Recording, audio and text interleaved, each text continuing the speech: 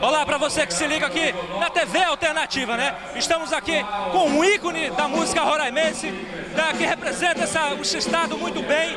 Joelmi, o que é tocar para o povo roraimense?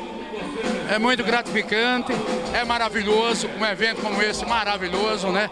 Arraial Macuxi, eu que já sou Paracuxi, uma mistura de Paraíba com esse estado maravilhoso que me acolheu e que me acolhe sempre nos meus shows, que sempre incentivando, motivando, participando comigo. Então eu fico feliz da vida, participar, e a gente sempre procura dar o melhor da gente para que o nosso trabalho cada vez mais reluza, para que o nosso trabalho seja mais lapidado, porque com isso eu ganho mais público, o público me apoia e assim a gente vai trocando essa energia maravilhosa. A TV Alternativa, parabéns para vocês pela cobertura. Joelmi Guimarães, banda Chachá da Paraíba também, que contagia com todo esse povo maravilhoso, o povo de Roraima. Ok, obrigado, Gimaí. Obrigado também. Valeu, aquele abraço, voltamos.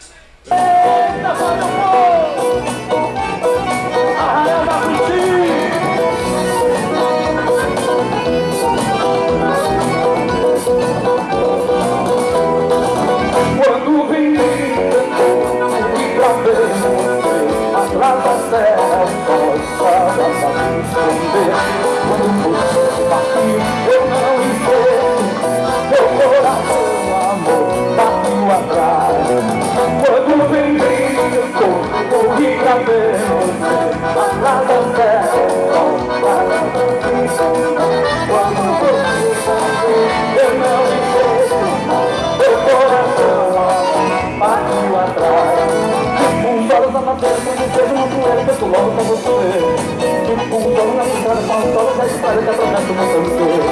Essa esposa, saudade pequenininha, agora vou viver. Dona do mundo, meu camarão, só muita galera.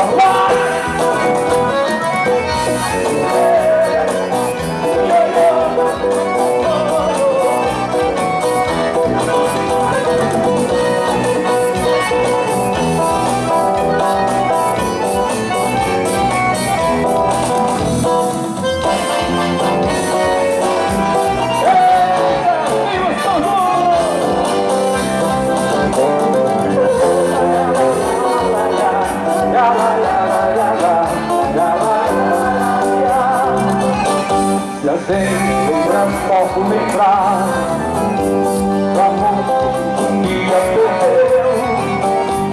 Saudade então que assim é bom, nada se convencer, e é feliz sem saber. Morreu, falando de que pra sonhar, o amor que um dia perdeu.